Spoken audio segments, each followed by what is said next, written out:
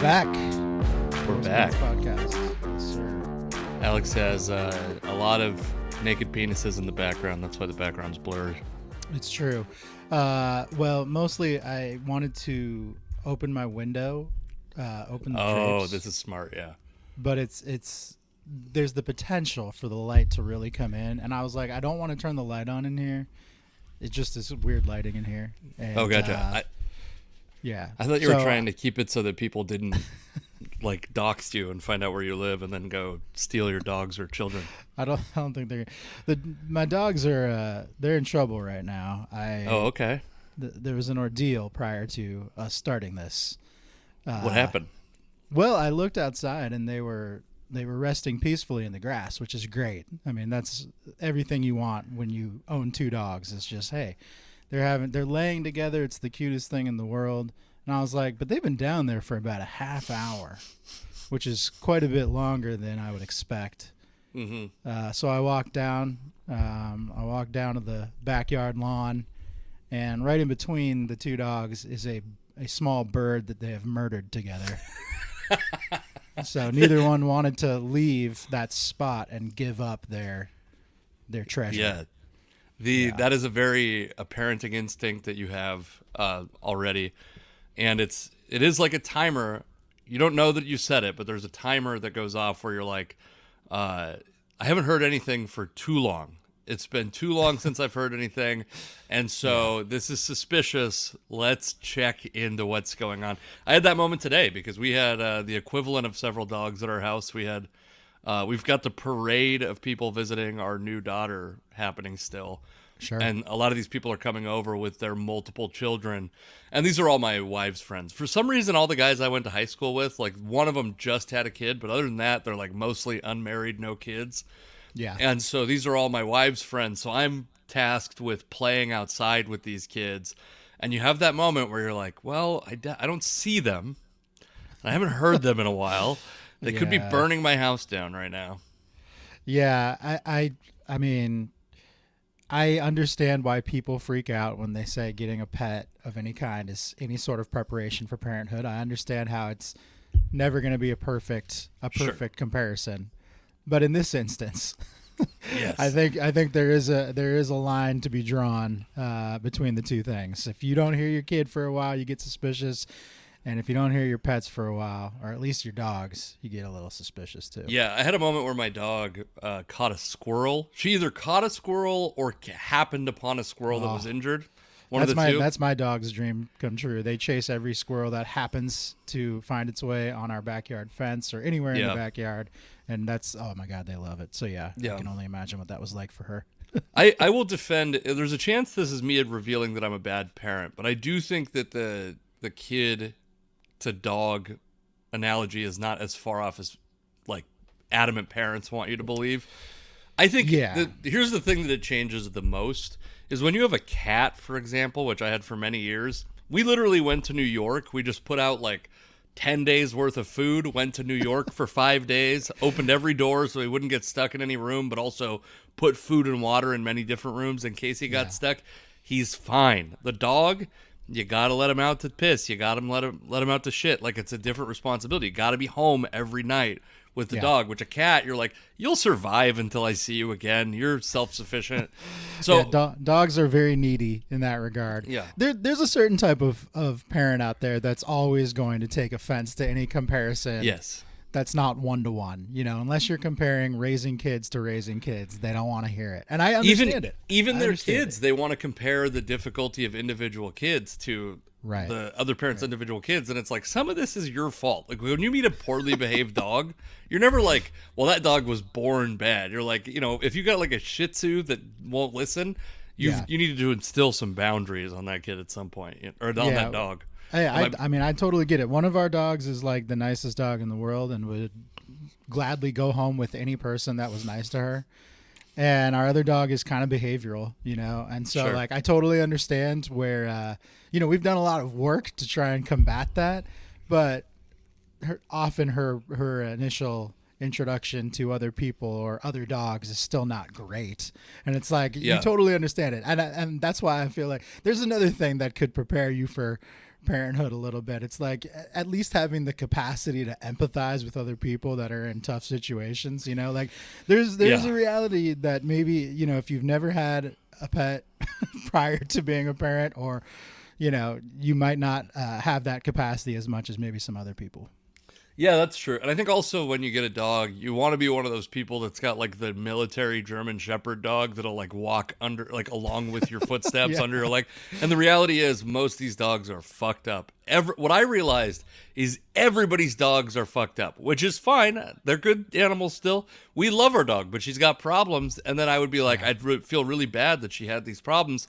And then you go to the dog park or you meet other people's dogs and you're like, oh, all these dogs are fucked up. Like I was at a bar one time with my friend and we were like, his dog is a Rottweiler, very well-behaved dog, very good dog.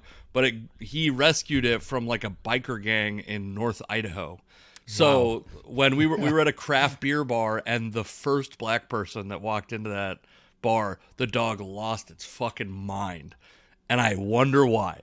But it makes the owner look racist, obviously, while he adopted it from potentially a racist biker gang. And yeah, you're just like, everybody's dogs are fucked up. Everybody's kids have problems. I will say, like, I used to, when I would fly with, before we had kids, I would fly, and these kids would be crying, and I'd be like, these fucking piece of shit parents.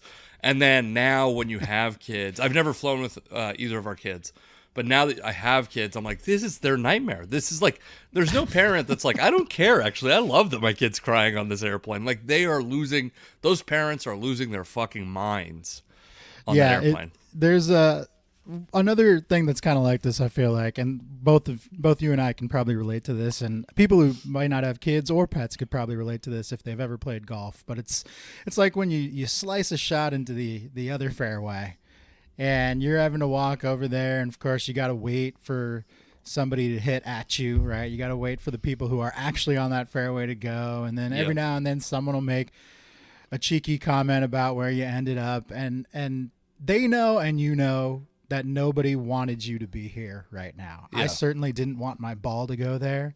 I am now inconveniencing you by being over here. All of these things are bad. We all know that. But still, people can't resist, you know, prodding a little bit in those situations. So it's just one of those things, man. Like, we all go through it. Everyone's going through a hard time in some way or another. Just try to be nicer to people about it. Sure. Yeah, and I think also if people compare their dogs to kids, just shut the fuck up and let them do it. I say it's like 20% of having a kid, which is significantly more than 0% of having a kid. It's right. It's a big step. I don't think anyone's ever making the comparison. Well, there are definitely some people out there that are like, I am the dog mom. And you're like, calm down. Okay. Yes. You're not or the people that do their pet shout outs on Mother and Father's Day. Oh my God. Come on, man. But most people out there, most sane people, when they're making the comparison between pet and kid, are alluding to that 20% that you're talking about, right? The 20% of things that have maybe prepared them to be a slightly better parent than if they had never ever had any pet that they were raising. And I think that's all people are trying to say. It's like, if I had never had this pet, it'd probably be a little tougher for me to parent, or there'd be a little bit more for me to learn. 20% more, maybe. That might be it. Yeah. But and in those first stages, it's just like being aware that you're going to have to make sacrifices, right? Like, that's the big thing. And that's the same with the dog. Like, you just can't, if you have a dog, you can't spend the night at a random person's house, because you gotta let the dog out. The dog has to be able to go out and shit and eat, you know? I mean, we have a next door neighbor, and they're nice enough people. You know, it's a couple, and they have a dog. It's a French poodle, so it's a pretty big, active dog, right? Mm-hmm.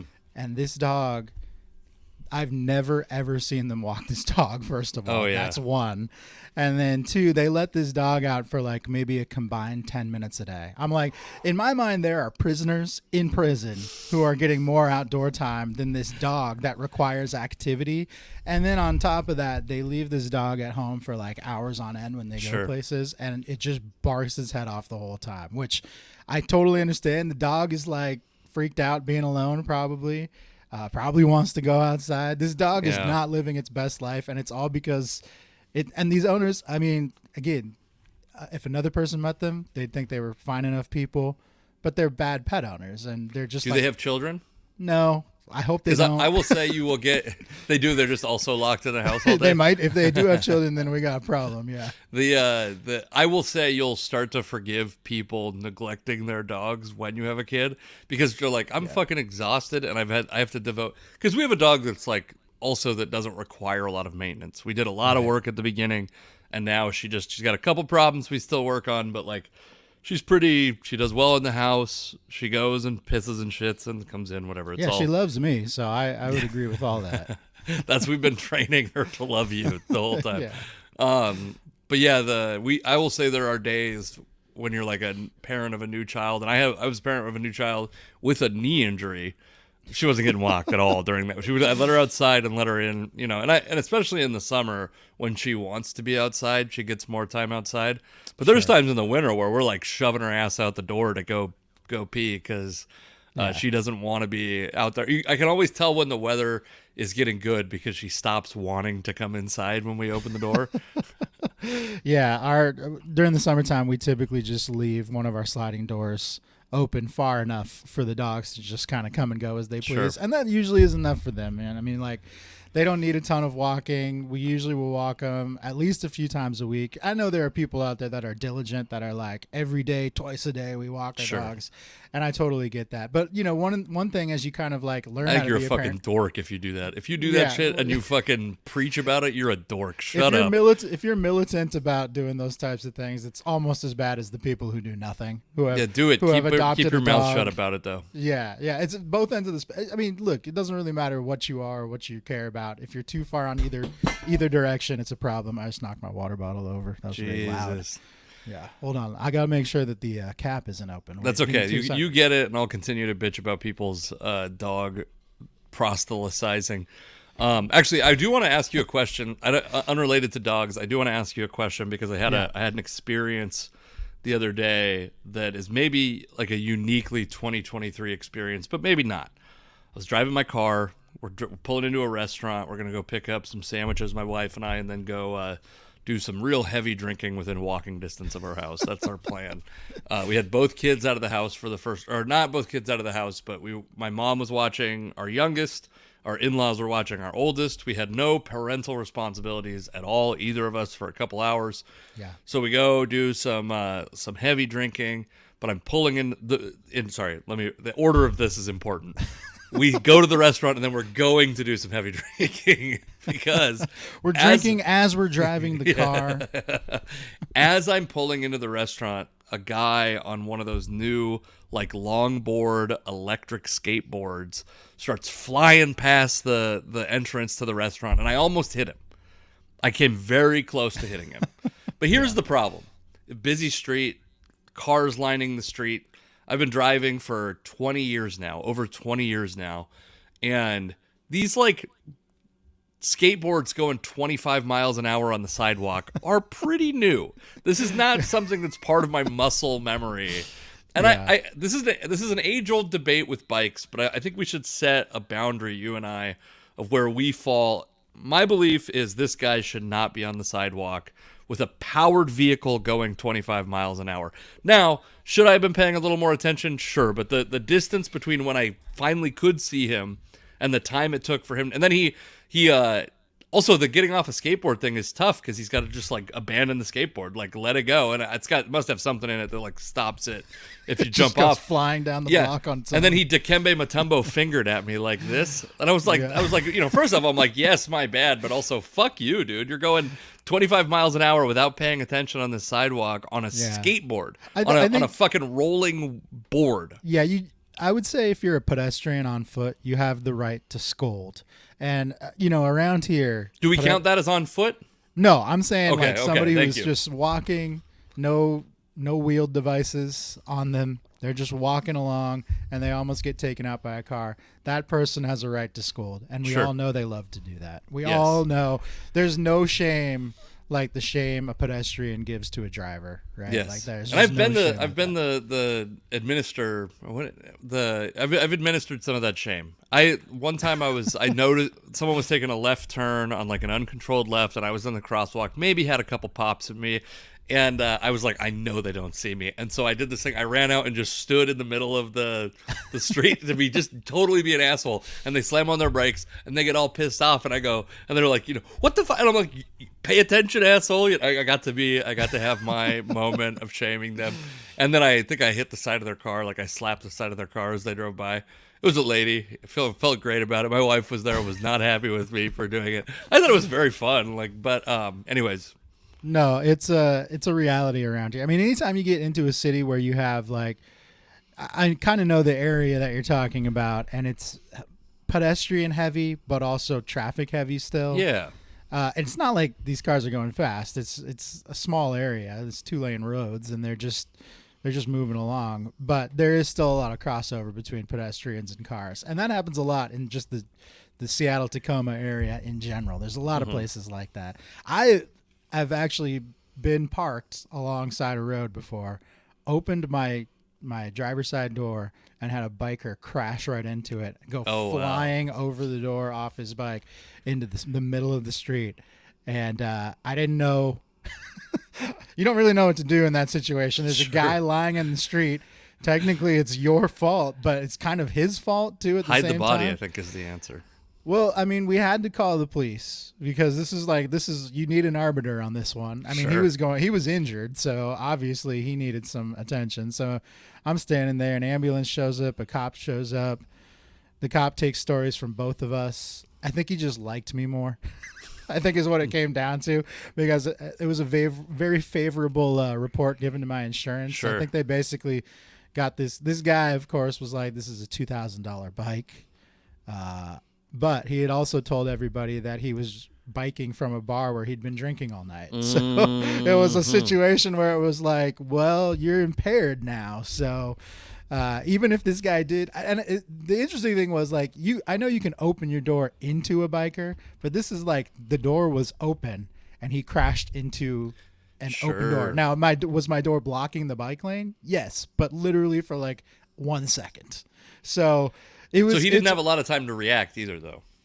Probably not. No, it was definitely it'd be the definition of a bang bang play in baseball, and we'd be doing the video review to see if the call's overturned or not. But the reality was, it kind of could have gone either way, and luckily it went in my favor. But it's just one of those situations where it's like anytime you get into an area where you have that crossover between pedestrians, bikers or skateboarders or whomever, and then drivers, man, you're always going to run into things like that. And nobody gets more uppity about their stance than people around here, regardless of what their side they're on. I see people that are like pro cycling, pro walking everywhere, that just like have a passionate hatred for cars. And at the same time, I see drivers that would, you worry that they'll run over somebody one day. They're going to drive onto the sidewalk to run someone over. Right. Yeah, all I want is someone to make a rule, because bikes are like either on the sidewalk or on the road. I say on the road. Like if you want to be a powered vehicle, especially electric bike, no question should be on the road. If you got a bike with those big fat tires and a fucking motor on it, that's where it belongs, is on the street. If you got a skateboard with a motor on it, it belongs on the street. It certainly doesn't belong going 25 miles an hour down a sidewalk where you're like, especially like it's like a crowded area. And so I was like, my bad. The guy gives me the Dikembe Mutombo. And then my wife, it's one of those moments, man, where I love my wife, because there's been a few moments like this in our relationship. She's like, fuck that dude. That was not your fault. That was his fault. Normally she'd be on that guy's side. She thinks that I'm not being careful enough. And in this case, she's like, fuck that guy. And I'm like, well, he's like still there, by the way. Like, let's be a little quiet about this.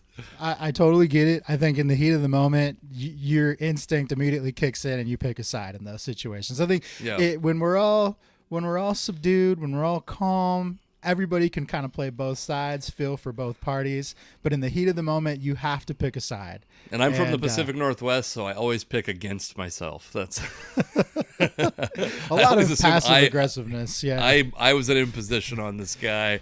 There's no way it was any other way. But also, I mean, I totally get like the way when somebody reacts to you that way, and it's like they don't respect your intent or lack of intent. Yeah. You know, it's like, obviously I didn't want to do what I did. It kind of goes back to the golf thing. Obviously I didn't want to hit my shot in the way of all you people, but I did. And now we're in this situation, and I'm going to do my best to get us out of this as quickly as possible so we never have to encounter this again. I save myself some embarrassment. I save you some inconvenience.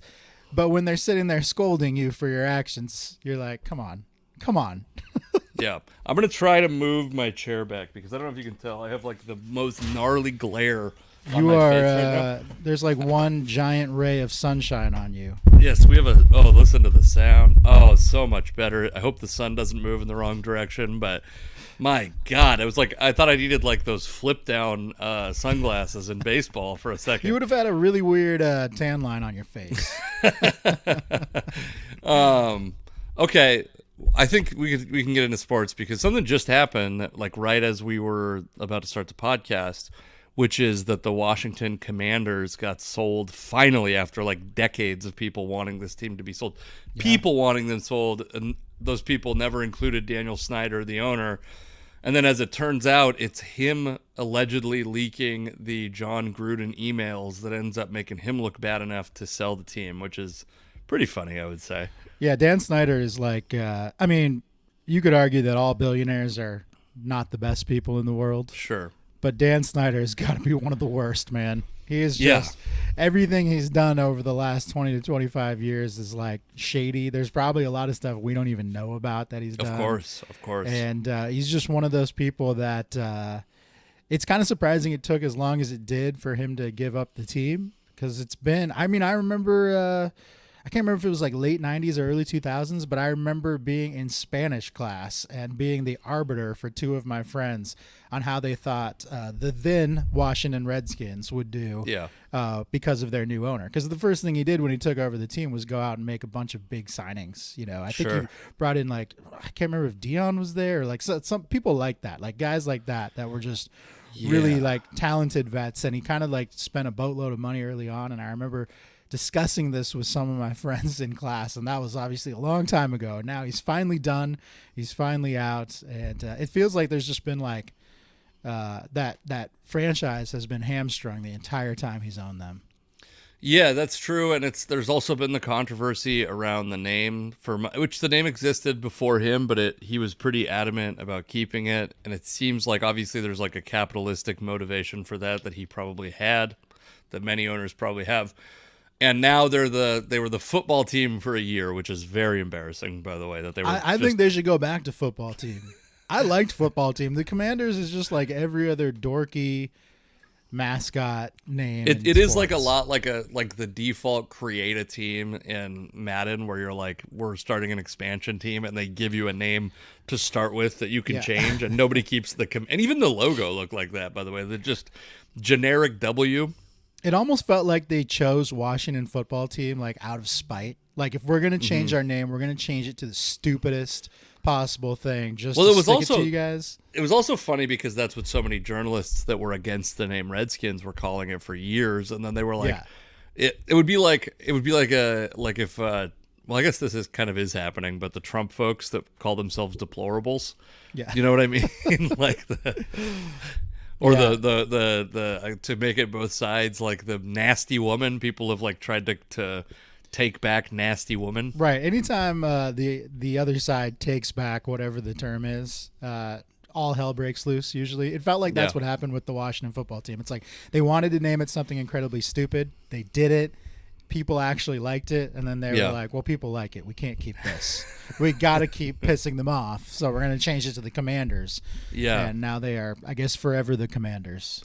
I always thought there was an opportunity for, like, the Red Hawks or something like that to keep, like, some some like the Syracuse Orangemen, which was apparently an insensitive name. I don't remember what it's probably Native Americans, but I It's don't Native remember. American, but I can't remember exactly like what tribe or like Right. something regional there. But yeah, it was, and then they changed it to just the orange. Yeah, Now but they're just I like orange. that. Now it's just a big orange as their mascot, which is fun. I think it's fun. I don't know. I think I'm all for like silly nicknames, like silly team nicknames. Like I always thought like the trend of weather events was kind of stupid. You know, no Sure. offense to the Seattle Storm, but like or the Oklahoma City Thunder, same type of thing. Like, Thunder's bad.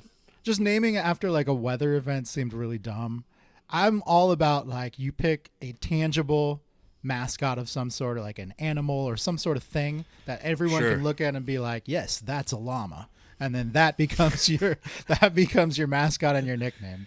Yeah, it's tough. It is there. I do think there is a very quiet and not really respected movement to not have animals be mascots anymore because of the same, like, kind of trying to co-opt the Everybody's same idea. offended. Everybody's offended by everything on behalf of every living being. You know, pretty soon the Stanford Cardinal will be the tree advocates will be it's. Well, I mean, we can go down a long rabbit hole with the offensive team names. We're getting close to where I'm like, I think the most of the bad ones are gone, right? Like the Cleveland Guardians. Guardians was kind of silly. I actually thought they had the Spiders was their like original name, I believe. Yeah, I that thought would have been a good one. I think that would've Spiders been would have cool. been good. Yeah, I think Guardians is a really dumb name, but I actually like the logo, like the G with the wings. I think it's Yeah. a cool looking logo. It's got good color to it. But I agree, the Spiders would have been a better pick. It's just kind of I don't know. It just feels better. When the Kraken, I don't think you and I have ever had the Kraken debate because I really hate the name Kraken. I love all the merch is great, the logo's great. I think it's really cool. I think that the team I would have been so much happier to support either the Steelheads or the Sockeye. The Steelheads obviously is the former Seattle Negro League team, and that would have been. By the way, please let me know if I mispronounce that at any point. No, you're okay. But and let's edit it out or ruin me. Those are the other options. I thought that would have been a nice hat tip to them and a kind of cool part of Seattle history. The Metropolitans I would have been fine with, and the Sockeye, but the Kraken was just like, to me, seemed such like a corporate promotion thing.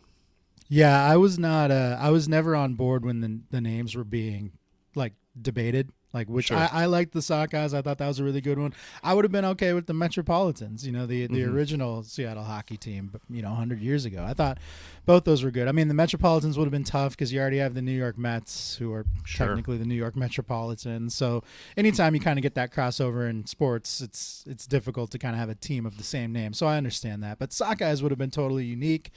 The one thing I think we tend to overlook is like how timeless a team name has to be. I mean, you don't, granted, we've gone through in the last decade or so, there's been a lot of a team name changing, but a lot of it's just kind of cleansing, cleaning Sure. up the bad words we've used and Yes. naming teams more appropriately. Outside of that, you don't typically see a team change its name very often because of all of the things that go into that. The cost, just to do it from a cost perspective, has to be exorbitant. You're basically cleaning out all of your merch and replacing it with all new merch, cleaning out all your signage, replacing it with all new signage, all those types of things.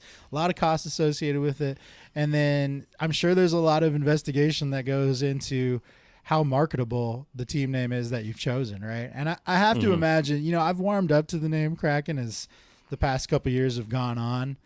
But they had to investigate and look and see and be like, okay, Kraken would be our best opportunity at making this name stick and selling merch and profiting off it. And I Yeah. can see why. Because it's goofy. I mean, it's goofy in that you're going to have people that are not fans of Seattle or fans of hockey that are going to go out and buy the merch Sure. because it's unique. And that's kind of what separates you from some of the other teams out there. Like, I doubt there are a lot It's like of people. the Anaheim Mighty Ducks, though. That's exactly what happened Yeah, with them, and that yeah. sucked. That sucked.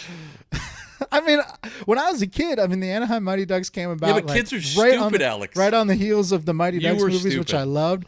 I remember wanting Mighty Ducks gear. It works. Yeah. And that's the other thing about team names is, I'm sure a lot of the decision making process goes into how is this going to market towards kids, because kids Sure. are such a huge driver of whether adults get to go to games. Like if your kids don't want to go, then you're not going, right? And a lot of the merchandise. I mean, think about how, kids grow so frequently. You're going to have to keep re-upping that merch. You're probably selling a lot more kids merch than adult merch. I can buy one jersey and it'll last me for the rest of my life. That's true. You know. Yeah, but it does suck.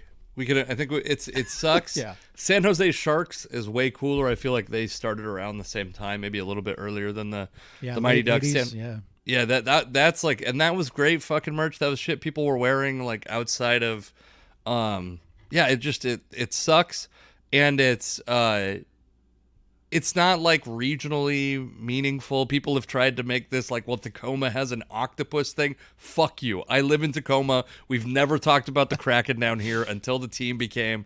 They did like the polling for it, and Kraken was winning so convincingly. I've never felt this out of touch with how stupid people are. Then like honestly, when I was watching Donald Trump like just continue to skyrocket through the primaries. I was in, thinking that's the same analogy I was thinking. It's like the 2016 presidential election where you're like, first, no fucking way. At first this it's is all successful. at first it's all tongue in cheek, and then you're like, wait, people are buying into this. This is real. Yes. And then as it picks up steam, because I mean I remember, it's only been a few years, but when the days leading up to the name announcement for the Kraken, all those, there's a lot of gambling sites that will take bets on what you think it's going to be. And all of a sudden the line started shifting dramatically. Like originally Kraken was like 100-1 long shot, right? Yeah. And pretty much every other option was more favorable than that. And then as the days leading up to the announcement passed, that Kraken name started climbing up that betting board. And all of a sudden you're like, okay, they know these things, because somebody has leaked something to somebody. Well, right? it's also like wisdom of the crowd thing. Like, of course there's people, but it's also just like what people are betting. And if a bunch of people start betting on the Kraken, then because people aren't like, people also want to make money for themselves. So the people who know and would be involved in these gambling situations are just going to bet like to make money for themselves. Maybe, yeah, like the NFL. Sure. Well, that's a different. But I mean, I'm a big. I have a buddy that's a big. He was an actuary for a while and was like a stats professor at the University of Portland, and he's like, betting odds are the best metric, like best predictor compared to anything, any model he could create. Yeah. Betting odds will almost always outperform that. Oh, absolutely. Yeah. I mean, like when I fill out my March Madness bracket every year, my NCAA tournament bracket, the first thing I do is go to vegasinsider.com. Sure. And look at the spreads and look at the betting trends. That's exactly like that gives you the best idea of how a game is going to play out if you have no other insight. So yeah, the same can be said for like naming a team, things like that. But overall, I mean, I would just say as the last 2 years have gone on, I've warmed up to the Kraken a little bit more. I'm fine with the name now. I'm sure Alex it has does pretty some well. deal with this team. There's some promotion you must be involved with that they. I would love to be involved. We're gonna have in a their commercial. promotions. We're gonna have a commercial Absolutely. where Alex tells his deep, heartfelt story of hockey being part of his family since the '80s, and it's gonna be annoying. We're I've gonna been all a have to Kraken see. fan since 1984. Yeah. Before I even knew. Also, somewhat breaking news is that Jared Kelenic goes on because we have a different local story, but Jared Kelenic goes on the. What do we call it now? The injured list? The injured Speaking list, of changing the the IL. names of things. Yeah, it can no longer be called the disabled list. Although Yes. people still call it that. But Sure, because I mean it's that was another one that was for a long time called one thing, and then we just overnight we just changed it very unceremoniously. No one ever came out and said we're calling it this now because of X, Y, and Z. They were basically like, we're calling it this now, and you can probably draw your own conclusions as to why. Yeah, that's it was one that to me might not have seemed as flagrant, and I never heard anyone. I mean, I think we all know disabled people, and it wasn't like I heard disabled people rejoicing over or whatever. I don't even know if we might not even be supposed to say that word now. It's like differently able to. These people that got fucking problems, I didn't see any of them rejoicing over the name change. I totally get why they changed it. Yeah, but at the same time, I also from the technical definition of the term, it was not an inaccurate name. right? Sure. These players were actually not fully capable of doing what they're supposed to, Right. because their body was letting them down. But that's not to say that I don't understand why they changed Alex. it. I You totally piece of understand. shit. But so Jared Kelenic goes on the IL. It's very funny to me because Jared Kelenic, very often I find myself as an anti-alarmist, I find myself feeling right for longer than other people do that have like extreme opinions, because Jared Kelenic had a very strong start to the 2023 season, and people are like, oh, he's an all-star, what a great trade. And then he like has really tapered off for like most of the season. He's actually not been a great hitter, right? Like he had like a stretch of a couple weeks where he was really great, and that's carried his season-long stats to look respectable. But since that stretch of like, it was like 3 weeks or a month where he had, I think, like 7 of his 11 home runs or something like that, all in a really short time period. Since then, he's been like not a very good offensive outfielder, and maybe he should have kicked this water cooler that he broke his foot. That's the deal. Going on the IL because he broke his foot from kicking a water cooler. Yeah.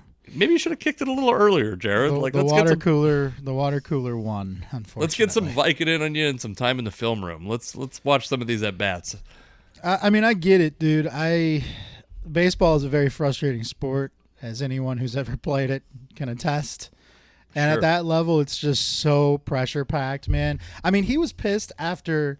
So I watched all of last night's game, and his last at-bat is against what I think might be the best pitcher I've ever seen pitch.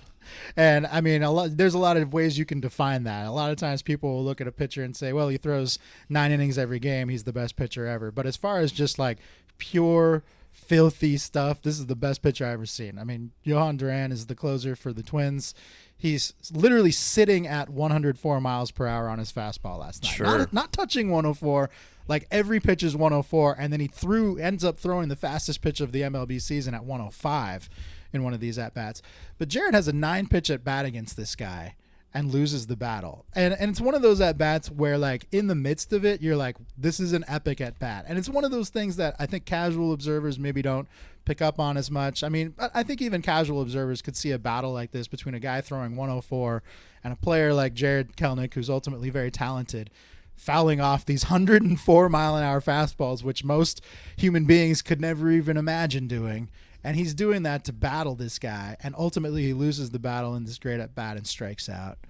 On like a 90-mile-an-hour filthy slider on the corner. Right. By the way. Like, not even – this is an unhittable pitch to begin with, aside from the 104-mile-an-hour fastball. And he gets back, and I assume he was frustrated from losing that battle. But it wasn't like the type of frustration you have where you go up there and you take 3 ugly swings and you strike out and you're pissed that you had like a terrible showing. It was a frustration from – going to battle, giving his all, and coming out on the short end, which has to be incredibly frustrating because we've all done that in any aspect of life. So I feel bad for Jared, man. I mean, this guy, he's 24 years old. I know his backstory enough to know that the way he was raised was tough. He was a hired gun on traveling baseball teams. His dad basically just flew him around the country to play ball for teams. He was literally that kid that you joke about that they're so good that they just fly in for games. He was literally that kid. So he didn't have a lot of friends growing up. He didn't have a social life. In the last couple of years of being a professional baseball player, that's where he started to learn a lot of the social skills most of us learn as children, right? He's just playing catch up on those things now. When you hear him talk now, he's so freaking earnest. He's very earnest. Like, you will never – he's the opposite of Russell Wilson. Like, think about how polished and branded a guy like Russell Wilson is. Kelenic's the opposite. Yeah. He's honest. He's forthright. He means what he says. Today he's giving his interview about kicking this water cooler, which in and of itself is kind of hilarious. I think we would all agree. But when you hear him talk about it, he's crying because he let his team down. And it's like heartbreaking to watch because you feel so bad for this guy who, from the moment – he has been a professional baseball player. Really, from the moment he got to the big leagues, he's just been trying so hard to succeed for whatever reason. Whether it's, you can get into the psychology of why he wants to succeed so bad, but he wants to. It's very evident. And he was finally doing that this year a little bit. And even in the last couple games, he's kind of found his stroke again and like put together some good at-bats. I know he's been streaky. But, man, you just really feel bad for a guy like that who might now be out for at least a good chunk of time, if not the rest of the season, because of because of, his emotions getting the best of him, basically. What do you think? 'Cause I guess like I thought it was too early to write him off, which people were very quick to want to write him off, and I found that to be annoying. And now we got into the situation where people were too early to crown him, I thought. And where do you think, like, I know you're not a baseball talent evaluator, but where do you fall? What's your present optimism or pessimism on Jared Kelenic? Well, I think just from like an age perspective, it's funny because Jared Kelenic goes on the IL today, and the Mariners, we're getting very niche local now. So Sure. I would imagine most of our listeners are local anyway. But the Mariners bring up Cade Marlowe, who's an outfield prospect, who a lot of fans want to see at the major league level because there are guys up here who are underperforming. Not Kelenic, obviously. No one thought he'd be up here at the expense of Kelenic, but regardless, people want him up here. He's 26 years old, and he's been in the minor leagues. Today he's making his major league debut. But he's 26. That's a little old to be a prospect, but people still think of him that way. Jared Kelenic, by contrast, is 24 years old. He's 2 years younger than Cade Marlowe. And people already look at him as like an MLB veteran, which is funny. It's funny how those things play out. I think you could totally argue that physically Jared is more talented than a lot of players, a guy like Marlowe for sure. But mentally, I think probably most players are more advanced than Jared just because of the way he grew up.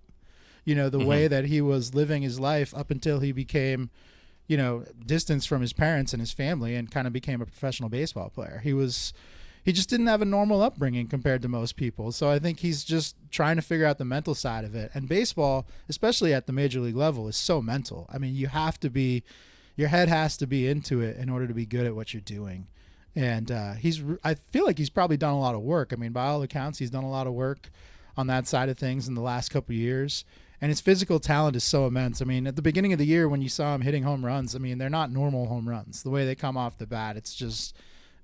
it's otherworldly at times to see him hit a baseball. So I think he'll be fine ultimately. I mean, this will be a learning experience for him. He'll grow from this. It's one of those situations where it's like it would be easier to just like make fun of this guy because he is so intense and he tries so hard. But like when you actually like listen to him and like dig into his personality, you're like, man, at times it's heartbreaking to kind of know what he's been through to get to this point. Most people who have a shitty upbringing become shitty people. That's just what it is. That's the reality. And I'm sure a lot of people out there look at Kelenic and say, well, I had a shitty upbringing too. And the reality is you can say that, but you're also not a Major League Baseball player. You didn't reach the pinnacle of your field, right? Whatever it is you're doing, you kind of are probably just a shitty person because you've been through shitty experiences. And he seems to have gone through some shit and actually made himself better because of it. And, that could change tomorrow. Maybe tomorrow he stops developing in that way. But at least up to this point, he's showing growth, which, aside from baseball, that's all you want in people. I mean, there's so many people that they get to be 18, 20, 21 years old and they just stop growing. They just stop developing. Then maybe they get married and they just like stagnate at that age for the rest of their lives. Or maybe they're just on their own and they figure, I've figured it all out. I don't need to grow anymore. And this dude has actually opted to grow coming out of a situation where he maybe didn't have to do that. So to me, that's admirable. I mean, that's about as positive as I can talk about a professional athlete without sounding cynical. My question is, so I don't know the whole Jared Kelenic story. Is there, because I think why people will push against what you said and why I think I would probably not give him as much grace as you did, unless I'm wrong, is my understanding is the shitty parts of his upbringing are like overbearing, type A, baseball-minded dad, not like the trauma that some kids experience. Not the same kind. I mean, obviously, part of the thing, like I said, to bring back the dog and kid analogy, as everybody wanted, is like every kid experience something is traumatic to every kid, right? Like the worst thing that happens to you, whatever is the most traumatic thing that happened in your childhood, is the most traumatic thing that happened in your childhood. I grew up with a kid. I didn't grow up with him. I early in my career, I worked with this guy. I was working at a box factory. He was working there. I was working there to pay the bills. He was working there in the summer because his parents didn't want him to come home and be lazy all day, basically. And his, pretty wealthy family, Bellevue residence. some Akita neighbors, and Let's calm down. and I remember we were talking about something, and he was like, "Yeah," I was like, "What was like the worst day in your life?" And he goes, "When I was a junior, I got cut from the basketball team." And he was just kind of like a mopey dude back then. He's actually like doing a lot, doing pretty well as an adult. But in the same box factory, we work with this guy who was a Sudanese war orphan. Like his parents were both killed in the war in Sudan. Oh my God. Many of his siblings died in the war in Sudan. Like he literally came to America. He was 20 years old in high school because he had no like serious formal education past, whatever the like. I mean, it was tough. Imagine being in a war-torn country trying to be like, well, I'm going to middle school, so great. So he was like, very difficult life, and he was in a great mood all the time, was like loving life. And so sometimes I think people look at like, that dude went through more than this other guy did. I'm sure it was very traumatic to be cut from his junior baseball team, right? I have no doubt about that, or junior basketball team. But very obviously there are people who have experienced very acute trauma that will not be very sympathetic to a Jared Kelenic type who just like got pushed too hard playing baseball, unless I'm missing something and sound like an insensitive asshole. No, I think that's what the tendency that most people have to do with anybody is Sure. like compare your own personal traumas, right? It's Yeah. like what I went through is bad, so what you're going through that I deem not as important as what I went through, it doesn't matter, right? Like Yeah. that's what we do. That's what we do. We just constantly compare ourselves against other people, and especially like pro athletes. Like we put these people on a pedestal just so we can tear them down. That's what we do, Sure. I will say it's a tough time to be like a cute looking, that's right, Jared Kelenic, like a decent looking 25-year-old or 20, is he 24 actually, or do you just 24, yeah. 24-year-old like white dude that came from a semi-affluent family that was playing playing on a traveling baseball team it's not a great time in our country to be trying to get sympathy as that dude. Yeah, I mean, I think the reality is obviously people who come out of very, very adverse circumstances like the one you mentioned, they're like, they should be our inspiration for everything. No, I think really. Jared Kelenic has it just as bad as a Sudanese war orphan, Alex. I just think it's all about being able, it's what you can relate to, right? Like there's so many people that are probably closer to the Jared Kelenic trauma than the Sudanese orphan trauma, right? Sure. And I think we have trouble empathizing with people that we can even relate to sometimes because it's like too close to what we experienced. So we're like, Right. It doesn't matter. It didn't affect me, or I don't think it affected me, so it shouldn't affect you. But people respond to things in their own way, and what you deem just everyday life might be trauma to somebody else and vice versa, So I don't know, man. I feel like obviously we're tough on any pro athlete. Man, we rip into guys like Russell Wilson, and I'm guessing we might do that later today too. But at the same time, when you see a guy that really does like mean it, I guess for me, like a big thing is just the genuine personality and effort. Like if you're showing me your true character, and it's evident to me and to everybody else, and you're 100% trying to be a better person, I respect that. I'm always going to respect that. I think a lot of people respect that. But there's always going to be people out there that don't even buy into that. There's always going to be the cynics that don't even want to indulge that side of things.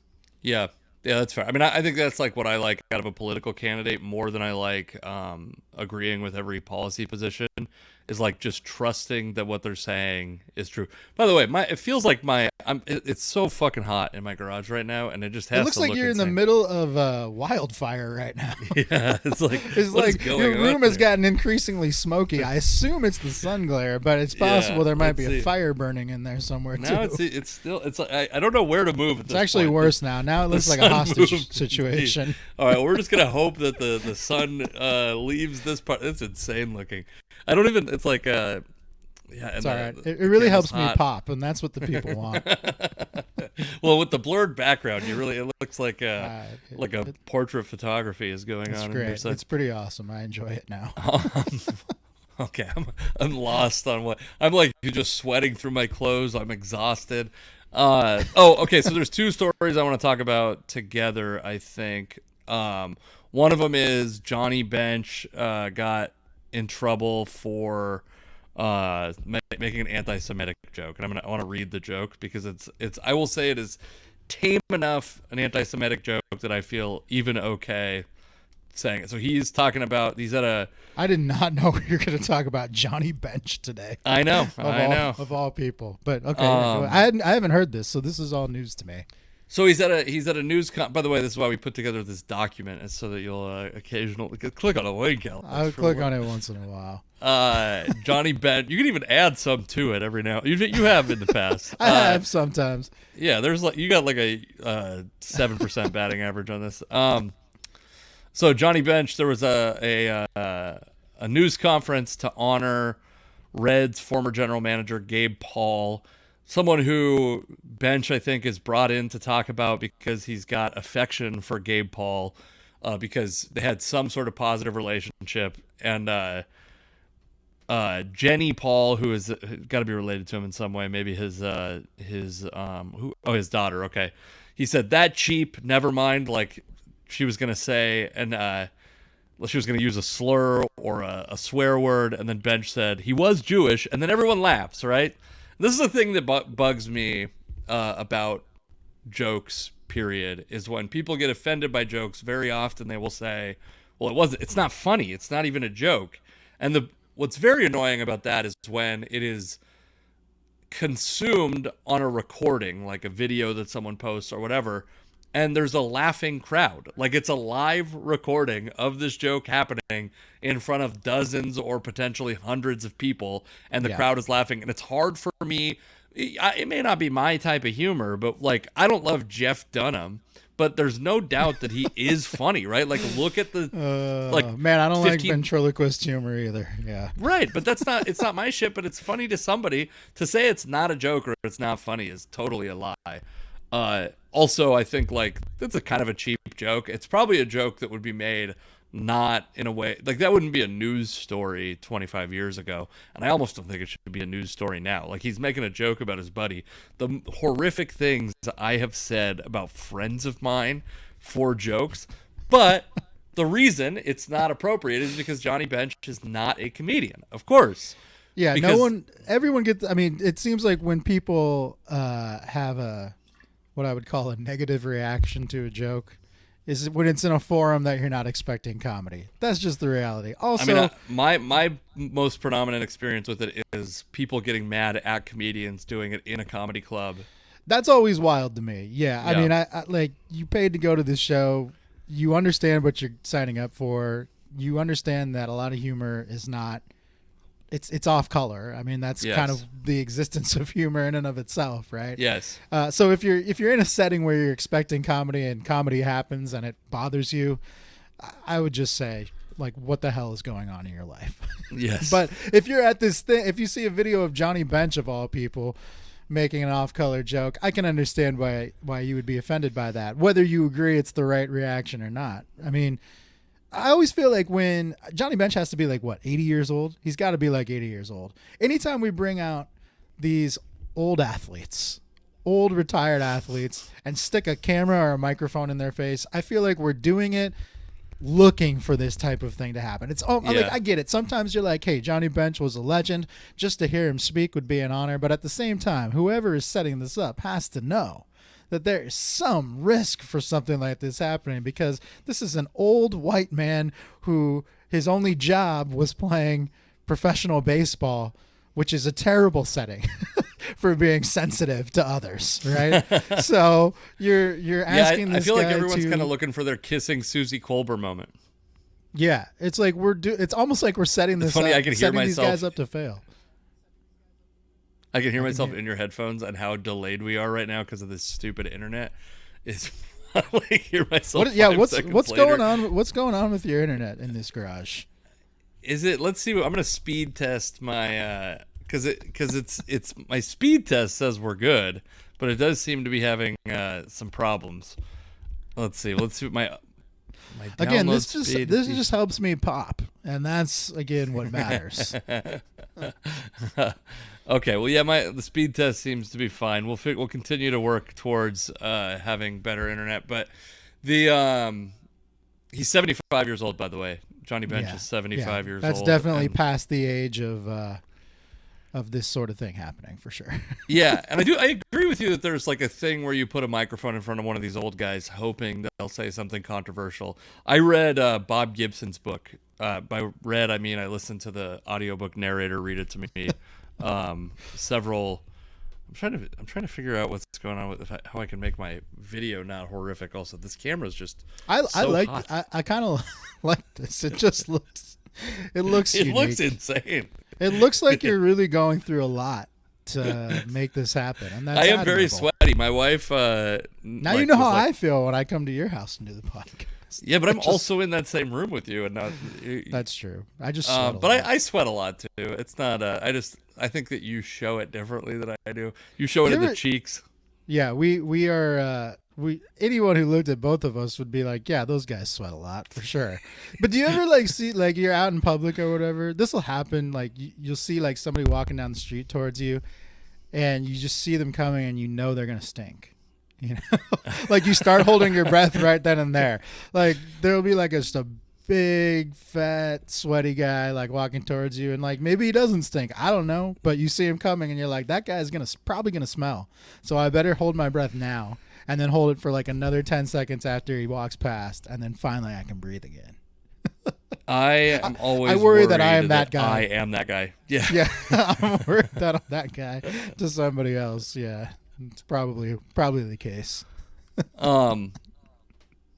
All right, so the story I wanted to talk about alongside Johnny Bench and his anti-Semitic joke that I think was fairly innocent. That if I had a Jewish friend that was getting honored and then their daughter said they were cheap, I would make a Jewish joke about them. Like it's to me, You're to me, a comedian, it's very though, innocent. like, in the right setting. That Understood, could work.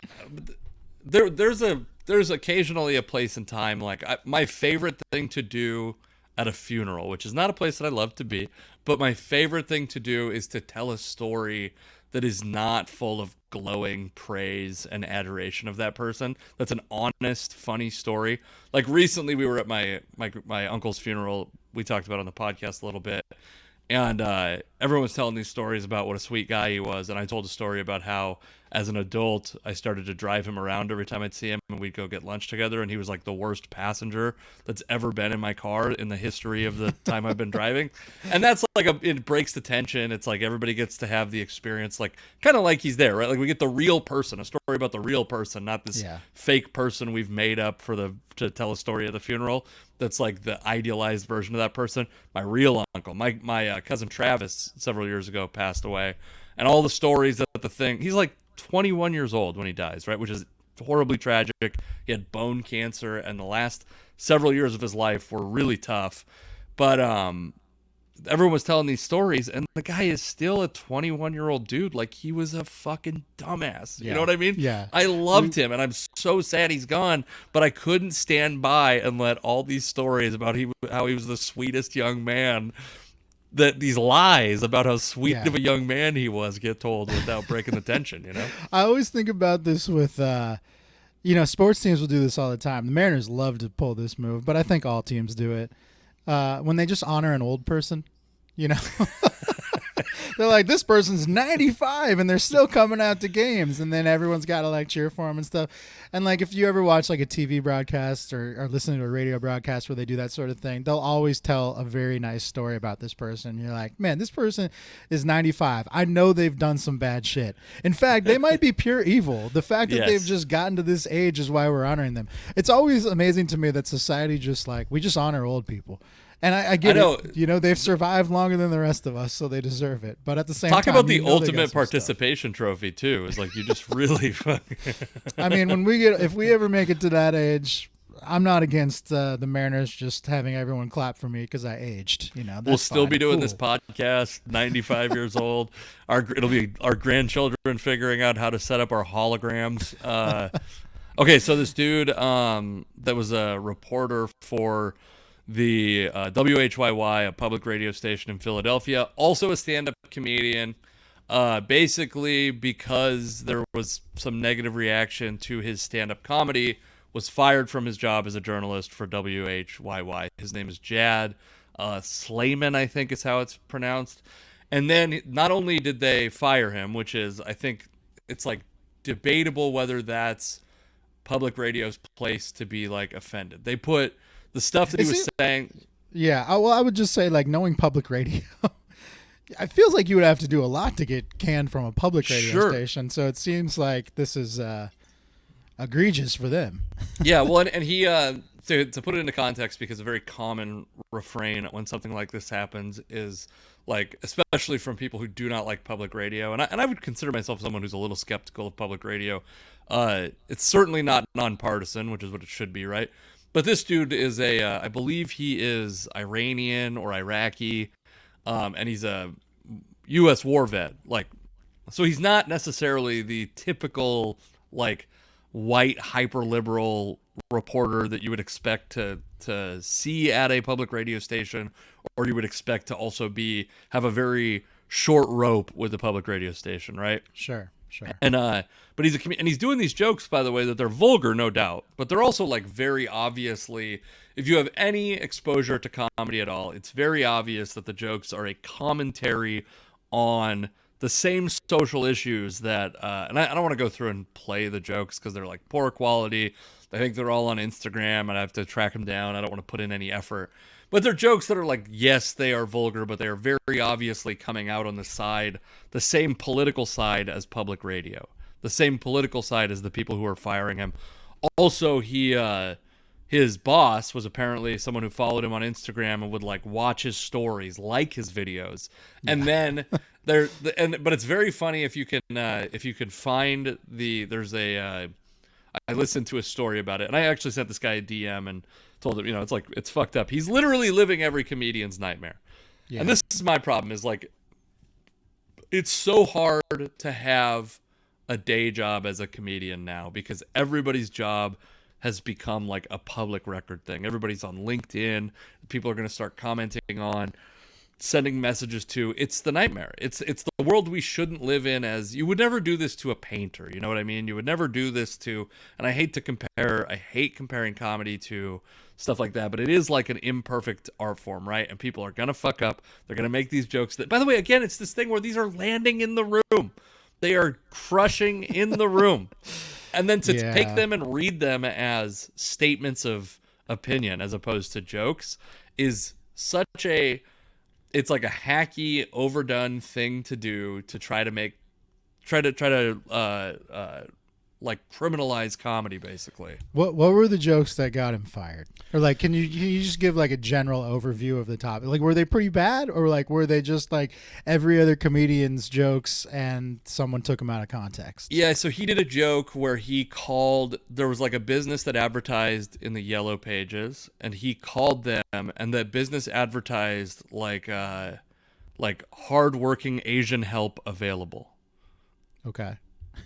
Presumably owned by, like, an Asian. Hopefully owned by Asians. Otherwise, right. It could be problematic. Yeah. And he called and asked for, like, he's like, do you have this type of Asian? Would you rank this Asian higher than this Asian? Because it just said Asian, right? So he's like calling, because the ad is racist, but he's calling and acting like a racist, and then he plays the recording of the call on stage, right? And so basically they're taking this thing where he goes, do you think that, like, I'd rather have Filipino help than Korean help or whatever. I don't remember what the exact things were, but it was stuff like that. They're taking that and going, like, it's very, like, as though that's his actual opinion. This man who is technically, by the American conception of race, I think technically would be considered Asian American, by the way. So he's like me. He's technically an Asian. Well, you're like, you are part Japanese. You are. But I assume if he's considered Asian American, he's got to be part something, right? He's, like, I think full, like, Arabic. He's Arabic. Oh, okay. You gotcha. Yeah. It is interesting because, when you watch different types of comedy, especially stand-up, there are some comedians whose entire shtick is ethnic humor. Sure. Usually it's poking fun at their own race or adjacent to their race. That's kind of what you do. But especially in Asian stand-up, a lot of Asian stand-ups will do this thing where they kind of shit on other Asian races, and it's okay because they're all adjacent. And a lot of times the crowd that they're working with, especially like Caucasian Americans, a lot of times they just kind of perceive similarities among the different Asian races. That's just what a lot of people do. As an Asian person, I can totally understand that. The first time I remember someone being racist to me, it was a kid in elementary school who made fun of me for being Chinese. And I was like, I'm not even Chinese. So this is what people in America do, right? And the interesting thing, however, is that it becomes very taboo for Caucasian Americans to do that, or in this case, an Arabic American or anybody who's just a different type of race than the one they're poking fun at. It becomes, it's interesting how we kind of draw these boundaries and these guidelines for these sorts of things. I do think it's just really, it's a difficult landscape to navigate for any like part-time comedian. You know, if that's not your main job, it's a minefield that you're navigating, because man, you could just have one bad night at the club and someone happens to catch it on film or something, and that's the end of everything for you. Your regular job, your comedy career, your social standing. I mean, it's very unfair. It's funny because like I remember a decade ago, you know, there was all this stuff being written about companies would be asking people for their Facebook passwords. You remember this?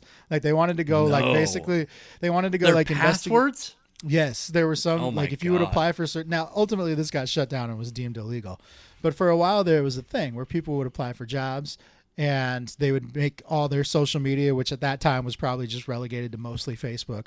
They would privatize that so that their employer couldn't go, you know, the prospective employer couldn't go look them up and see that in college they were drinking out of a red Solo cup in every single photo, you know, like that sort of thing. Yeah. And makes a lot of sense why anyone would do that. But of course, what's the first thing people do when they meet someone new? They go look them up on social media. That's just what we do now, right? So of course employers were doing this and they wanted to be able to access. So it was like, you can either give us your password or you can accept a friend request or you can publicize your profile so that we can see who you really are. And that's a huge invasion in privacy. But now as a society, we've like developed and social media has become so popular that first of all, a lot of people just don't even privatize that stuff anymore. They're like, hey, everyone's going to see it anyway. Or, you know, I accept every friend request as it is or follow request as it is. So why not just make this public, right? So everyone has access to that stuff. And we generally don't think twice about it until it comes back and bites us in the ass like this. And it's like, it's kind of unfair in a lot of ways, but it's also like you have to know the limitations. The problem is we've set no rules for these types of things, so that it's like a constantly moving goalpost, you know, that makes it really tough. Yeah. And I think it's like, it's a thing where by doing this, especially public radio, and especially a guy who is not a guy who's like classically unsympathetic, right? Like he's not Jared Kelenic making these jokes. He's not, we have this like insane, completely unnavigable, like kind of like, it's almost like a flow chart of like, is this person allowed to make this joke and why? And we're going to go through these different criteria. And it's just like, I mean, not every job, I'm not one of these, I hate when comedians relate every single thing back to comedy, because most jobs are not like comedy. And also, especially like, I don't think that in your cubicle, you should be making a race joke. You've also seen though, like you've seen me do comedy a few times. You saw me headline at Bickerson's, the first one there, by the way. Next one, July 29th, coming up. I like how you make your promos like basically live reads, because you just slip them in. They're like when you're reading an article online and like in the middle of an article, there's like a Viagra ad, you know? Yeah, you can't skip past this, okay? Anyway, I have a joke that's about race, that's about a black friend of mine, that in a room there was like one black dude in the room that wasn't performing on the show. There was also a guy that I booked on the show. But when there's like one dude, and also he was very prominently placed, he was like dead center and in a high top table. It was like, I literally could see people looking at him instead of me while I was doing the joke. Like the room's well lit, right? Like I watched people watching this dude, and it's a joke that has like a tremendously high success rate for me. But I walked into that and I was like, well, I have a feeling this is going to be a struggle. But I also have kind of a little bit of a credo that's like, I shouldn't just not do the joke because I think it might not go perfectly. Like I still should be doing that joke. And especially in a situation where I'm going to be talking about race, that race being present at the show should not be a thing that makes me stop doing the joke. If I do that, that means that I'm saying the joke is bad. It's like literally bad, not performs badly. Yeah, I think like your stance on this is, I feel like this same stance is vocalized by a lot of big comedians, like big name comedians. No offense to you. I fucking, I know. And I stole it. Like, not only are you a small name comedian, but you stole this idea. No, but I think a lot of you hear a lot of comics rail on these types of issues. I think that they are very justified, but when it comes from somebody who thinks a certain way, like if Rob Schneider says this, Rob Schneider in the last few years has become, he's kind of a Trumper, right? So for a lot of comics and comedian fans, he might be on the other side politically than what you're used to seeing, right? If Rob Schneider comes out and says, people need to lighten up and take humor, for what it is, it's probably not going to be that well received, because I think a lot of people see themselves as being on a different side of the aisle than a guy like Rob Schneider. But that's just here. That's my problem with that as a justification. I get that. Well, I know you're not disagreeing, but I think people are really, they're like, their ability to see past their own world is so small, because can you imagine if instead it was a comedian making like more jokes that were like satirizing liberals, but in the joke they are playing a liberal, and a conservative company decided we're going to fire you because this is a joke that's like too liberal, basically. Yeah, I mean, I totally get it. As somebody who's made a lot of jokes, usually on like with a paper trail on Twitter, they're not all hits. They're not all hits. And the misses, you just hope that the misses go away and they don't like end up going viral and costing you everything. Yeah. I go back and forth on this though too, because look, there's a lot of people, there's people out there that actually go do stand-up comedy, but in general, just a lot of people that think they're funny that are not. And like they actually butcher comedy, right? But that doesn't stop them from trying. And it's like, in some ways it pushes everyone to be better, but it is unfair. I mean, I totally agree that it's an unfair landscape to navigate, and it makes it really like, it takes away the reason why you want to do a lot of these things. And it takes away, even if you're just a fan of comedies, like I think we've seen it with movies, from like the late 90s to, the mid 2010s. We had this like unprecedented run of comedy movies. Think of how many amazing like seminal comedy movies came out in that time. I think it really starts with like the American Pies, right? That's kind of like dumb humor, but it like kicks off this gross out humor phase, and then it kind of spawns like the whole Judd Apatow group. So you get like Will Ferrell being funny in Anchorman, and then you've got like Superbad comes about a few years later, and then The Hangover. There's all these like really good comedies in that era, and then about 7 or 8 years ago they kind of dry out. There's just not that much comedy, and you've heard a lot of comedians like talk about this, that it's hard to know what to do with comedy right now because it can cause more damage than good for them personally, not for the audience. For the audience, funny is still funny, but it's the people that don't perceive themselves as being part of that comedy audience that are going to take offense to what's being said and really do damage with it. Oftentimes I'll hear from people who are fans of comedy, they'll be like, no, do it, be fearless. And it's like, yeah, but I have a fucking kid to feed. So like if it was just me and I just could go back to like working in a box factory where nobody cared, and I didn't have other mouths to feed, that's fine. But there's like, everyone's making a business decision on stage, right? And that sucks. That's not what you want. You want people to go out and make the worst. Patrice O'Neill has a great point that he makes, that is, good jokes and bad jokes come from the same place. Like the audience gets to decide if it's funny, but like the comedian thought that the joke was funny when they wrote it, and sometimes we're wrong. And also, by the way, the other thing that is this fucking dude was getting laughs in the room. That's the thing, is like the crowd is laughing. These aren't jokes that are bombing. It's not jokes. It's like Brooklyn audiences are laughing at these jokes, but the NPR of fucking Philadelphia, where he works, has decided that this Arab war veteran is too toxic for their. Yeah. Anyway, it's a real thing, man. And you kind of realize, like, if you're in the in the habit of making jokes. All it takes is one laugh for you to think it's a good idea. You know, Sure. like I distinctly remember like one of my worst received jokes ever. I would actually say it was mixed. It was very well received by a certain group and very poorly received by another. And I put it on Twitter, and it was I was watching a Wazoo football game. I don't even think they were playing UW. As a UW alum, I just like watching Wazoo sometimes and making fun of them.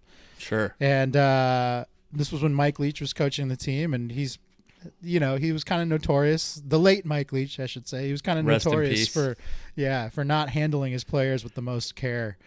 And his quarterback at the time, Luke Falk, was he was racking up concussions, man. He just was.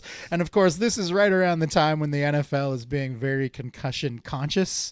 Sure. You know, and head injuries are a big topic of conversation, CTE, all of that stuff. So the timing for this joke was either really good or really bad, depending on how you received it, I guess. And Luke Falk gets slammed to the turf. His head, like, you see his head, like, bounce off the ground. I mean, this dude he's probably not coming back into this game, right? And he's woozy. He gets up. I think I can't remember if he was, like, attended to or if he walked off on his own, but either way, he leaves the game. And I made some joke about Mike Leach would have him back out there for the second half or something like that. It's kind of a throwaway joke, but at first I say it in the moment in the room, and like a couple of people thought it was hilarious, and then they kind of gas you up, and they're like, you should send that to everybody. They always do that. Their groups always do that. They're like, everyone's going to love that. Yeah. And everyone did not love that, as it turns out. A lot of people did. A lot of people, but the people that did were like savage, like that kind of reaction. So it didn't go well. It's comedy is all about timing and the time and place and the situation and delivery, and all those things are important, man. So I also think we're at a point with any content where 10% of people loving it and 97% of people, or 90% of people, my math is bad, 10% of people loving it and 90% of people not liking it is still probably better than having 50% of people like it and 50% of people not care, right? You want people that love it. And so that's probably better for you overall. I do think we should move on to our final topic, our local topic. I will say the one thing that we've skipped, or we will skip, is the yet another team's baseball games broadcasts are being taken over by Major League Baseball. And I'm interested, maybe we could talk about this next week, because the Mariners famously did not get one of those massive broadcasting deals that teams were getting and then spending a shitload of money on players. The Mariners retained their own broadcast rights and did like kind of a more, I would say, financially conservative thing than other teams. And I don't think that looks as bad now as it felt then. Not to say, again, I don't think the Mariners have some master plan, but we can talk about that later, because right now we have to relitigate for the 58th time Russell Wilson's departure from the Seattle Seahawks. And I'm going to pull up this new video. New developments this week, thanks to KJ Wright and his podcast. Yeah, and I want to shout out to a guy who, by the way, I don't think listens to this podcast, but a guy. Let me fix this real quick, because the sound is not coming through my headphones. Good, we got that. Let's get this shared, because a guy that does not listen to the podcast but who's been a comedy fan of mine for a while and is a Seahawks fan, Joseph Muldoon, clued me into the fact that KJ Wright has a podcast. You can see this, right? I can see it. Hopefully you can hear it also. Can you? Hold on, I'm going to play a little bit and let's make sure. I will say that when I was listening to the podcast, the audio on there, I can hear it. The audio on their end was not great. They had Golden doing like remote, like on Zoom or something, and so it could be a little difficult to hear just based on that. But it's pretty good. It's a pretty insightful interview. Maybe tee it up first. Okay. So basically, there's been a long time rumor that Golden Tate had an affair with Ashton Wilson, who was Russell Wilson's wife when he became a Seattle Seahawk, and that was not only the thing that broke up Russell and Ashton Wilson, but also made the Seahawks get rid of Golden Tate, not make him a serious contract offer, or maybe a contract offer at all.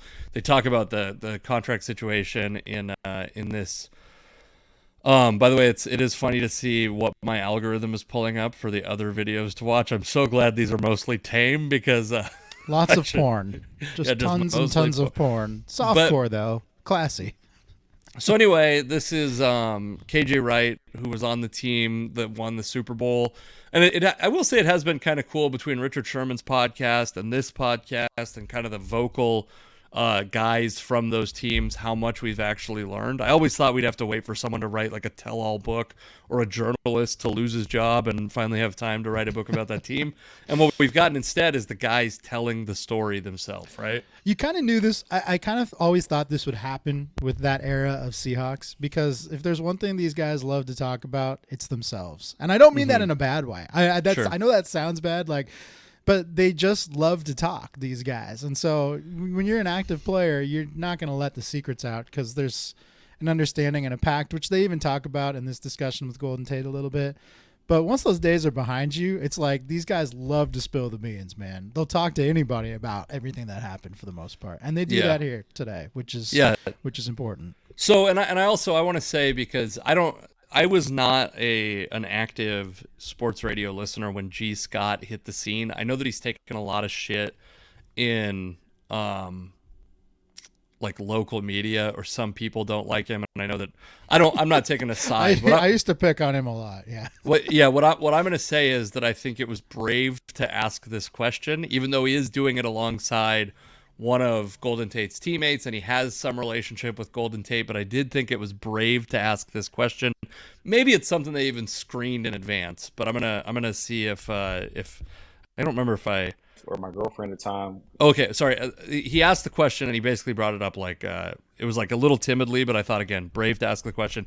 He does a thing later that I think is not brave. That's bad, a bad interview tactic, where he basically tries to give. It might even be in the part that we're going to watch, but he tries to give Golden Tate like a complex answer that he can say yes to, instead of actually giving an answer of his own. Yeah, before you play this, there's a couple things. I mean, leading up to what we're about to watch, you're right. G. Scott, KJ Wright are interviewing Golden Tate. They ask him, first they very vaguely ask him about just like unaddressed rumors, and Golden's kind of like, what are you talking about? And then they have to spell it out explicitly, which they kind of do tentatively, I would say. Sure. The rumors that he had an affair with Russell Wilson's wife. And, he says what you would expect, that that's not true at all. And you can tell, I mean, this was obviously something that hurt him. He expresses that this hurt him at the time. It hurt his relationship with Russell. But it wasn't the reason that he ultimately left Seattle. I mean, prior to this, he talks about the contract offer the Seahawks giving him just being, nowhere near the contract offer he gets from the Detroit Lions. But the rumor itself was always very salacious. I have made plenty of jokes about this rumor. Absolutely. That there was it's an easy topic to joke about, but when you get into the real human side of it, it kind of sucks. So that's kind of what we hear about here.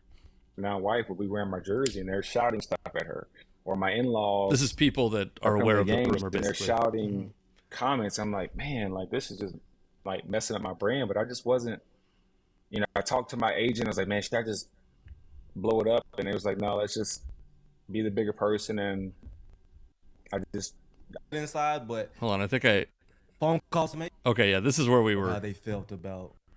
This is where we really want to I get. did that. Gee, I don't want to go viral with this. I really don't. But a few dudes that came on here, off record, on record. Pretty good camera work on this podcast, by the way. And has said what they've said or how KJ they looks felt great. About number 3. When you play this game, when you go through this journey, it's all about the brothers. It's all about the brotherhood. And when it's all said and done, he got a lot of making up to do. He got a lot of.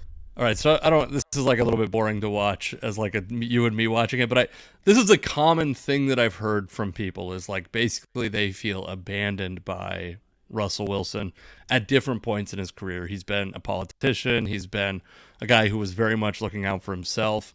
I think as you've heard like some of the stuff about the play, the big controversial play, some of that stuff sounds very selfish and very Russell forward, whether it's from the coaching staff or from him. But the part that I think is most interesting, and hopefully he gets to it very soon, is phone calls to make. I'm gonna try to. It's truth. Well, I can hold that I can hold that inside, but he got a lot of making up to do. All right, you had something to say? I was just gonna say, I mean, what KJ's like setting up right here is that he's saying Russell has a lot of making up to do with his ex-teammates and players, right? Like Golden kind of expresses early on that when these rumors about his affair, this affair that never happens, start popping up, he has a conversation with Russell and is like, it's not true, right? Well, yeah, this never happened, because I think that's an important. I mean, like, people knew that, like, Golden and his now wife and Russell and his then wife Ashton, they were all friends. They were kind of like close friends, it sounded like. And after this affair rumor pops up, their friendship basically ends. But Golden makes it very clear that his wife and Ashton are still very good friends. It's just the missing piece is Russell. Russell's no longer friends with any of these people, it sounds like. And that you can tell that bothers him, but it really stems from, what Golden says is it stems from Russell just never going to bat for him and shooting down these rumors. You know? I think.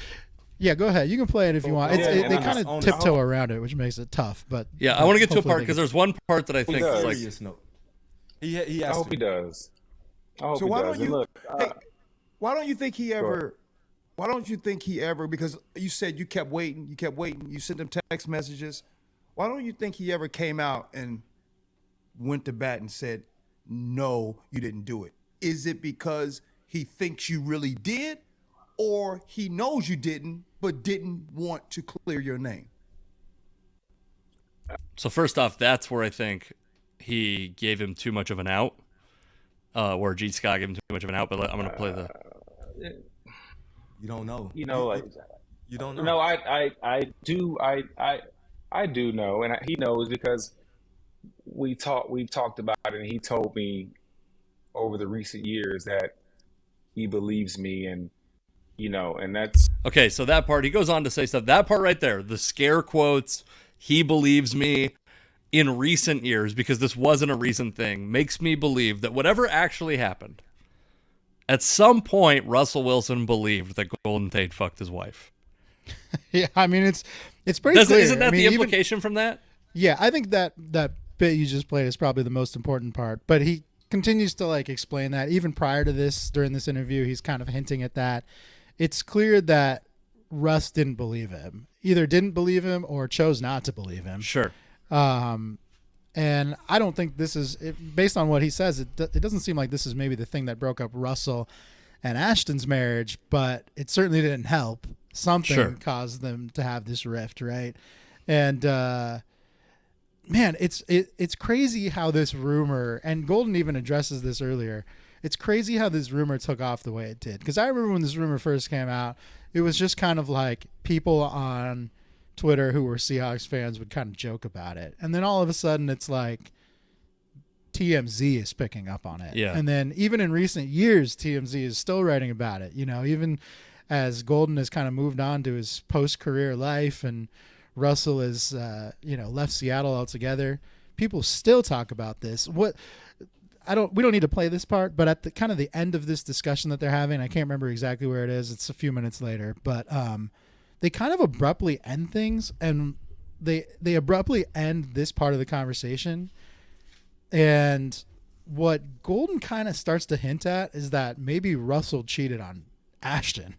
It almost sounds like he's getting to that point, like where he wants to say that, and then like I think it's either G or KJ like kind of cut him off and changed topics. Yeah, I think he says something along the lines of like Russell was telling me what his future looked like with Ashton, something like that. And it's like, yeah, I thought that was what it feels like to me as a guy who's like had a variety of moral people in my life, people who are very immoral and very moral, right?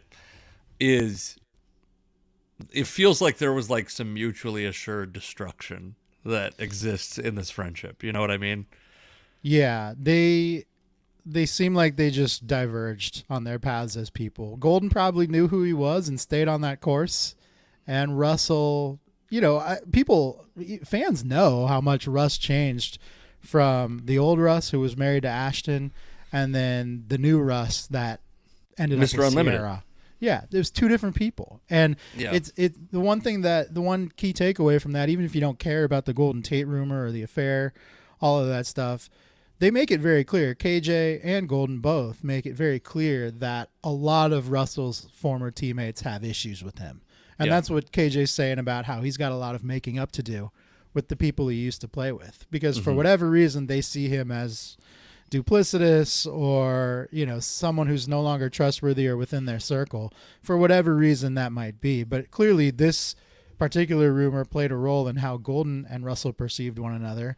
And it's clear that some other stuff Russell must have done somewhere along the line has made things tough with other players as well. And I mean, that's what a lot of fans have seen in Russ. And I know that there's a lot of people out there that are like, I choose not to believe that, or I choose not to believe that Russell is a bad person because he does good things in the community, or because I just liked him as a player, or whatever it might be. And that's totally fine. You're entitled to that opinion. But the reality is the people that seem to know him best really didn't get along with him after a while. And that's unfortunate. Yeah. Yep. I think it's pretty obvious when you see how tight many of those guys on that team are, how many of them still live in the Seattle area, visit very often, who still have public relationships with each other, right? And especially like as you listen to KJ Wright's podcast, and I think eventually he's got to stop having episodes because he only had so many teammates, right? But so many of these guys, as you listen to like the different parts of them, you're like, oh, this guy talks to this guy. Like, in fact, by the way, it's just a great interview with Golden Tate. If it's something you're interested in, if you're a Seahawks fan, if you're not, I can't imagine it's interesting at all. But he talks about like the guys that he was friends with when he came into the league, and the guys who he wish he played with, but he wishes he would have maybe gotten some more mentorship from. Deion Branch, TJ Hushmanzada, guys like that.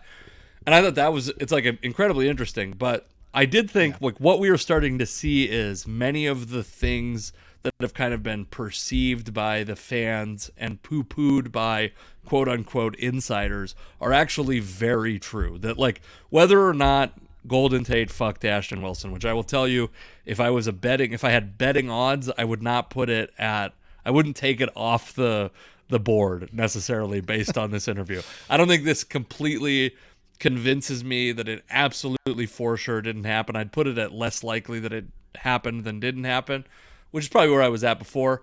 But whether or not that actually did happen, it was part of the thing that led to the falling out between him and Golden Tate.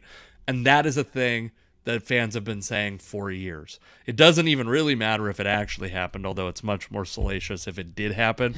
But it was part of the calculus that led to this very public breakup, at least public in the Seattle area, of a guy who was like, I think, an underrated receiver in Seattle. His time in Seattle gets underappreciated for how great he was.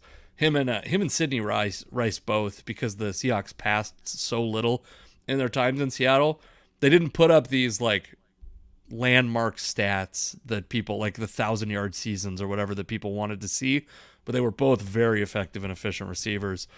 And that did end in some part, it seems like, because of this rumor. Yeah, I mean, it's part of the reason this franchise struggled after its Super Bowl victory is because the organization decided to side with Russell Wilson, and it seems like, by the way, against every other part of the team, against a receiver, against offensive linemen, against the defense, against the secondary. That's a historically great secondary. Yeah, and it took them 8 or 9 years to realize they'd made a mistake and separate themselves from that by by deciding to trade Russell Wilson. Yeah. But there's no bigger indictment that they knew they made a mistake than that trade. I mean, how often does a franchise quarterback of that caliber get traded? It doesn't happen very often. So for it to occur, it means they knew that they'd screwed up. And, credit to them for realizing they made a mistake and not continually trying to force it to work, Mm-hmm. They knew at that point. But yeah, I mean, it seemed like there was clear warning signs from the players around them, from the people that knew Russ, that siding with him was a bad move, and ultimately it cost them everybody else. Now, football players, they're going to age out. They're going to no longer be as talented as they were when they were younger. So maybe it was just a calculated move for all of those things. But either way, they never rebounded from ultimately their second Super Bowl trip when they lost.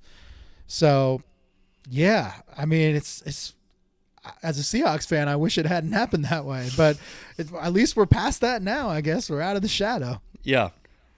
Yeah, absolutely. I mean, I think that is true, and it's unfortunate because it was a fan, and it's unfortunate because it really validates stuff that like my dad was saying about like Russell Wilson. He hated Russell Wilson for a long time. I mean, I think, fans are always going to have an opinion one way or the other. There's so many fans out there that, I saw like a week ago or so, Tyler Lockett gets married, and there's a picture of him and Russell. Russell comes to the wedding, of course. They're somewhat close. Yeah. And it's Russell, Tyler, and DK in a photo. And, of course, people take that photo and say, look, everything's fine. Russell's a good guy. Everybody loves him because he's at Tyler Lockett's wedding. And it's like, dude, we've all been to weddings where somebody there is not like on the best terms with everybody else there. Like sure, of course. Just because you take a picture with somebody doesn't mean that everything's cool. Yeah. But, it's nice to see that there are still some players that have a fondness for Russell Wilson, at least fond enough to invite him to their weddings. And for others, it sounds like he's always going to be in debt to them in some way and trying to make amends for the trouble he caused. Yeah. All right, you want to play the home run game?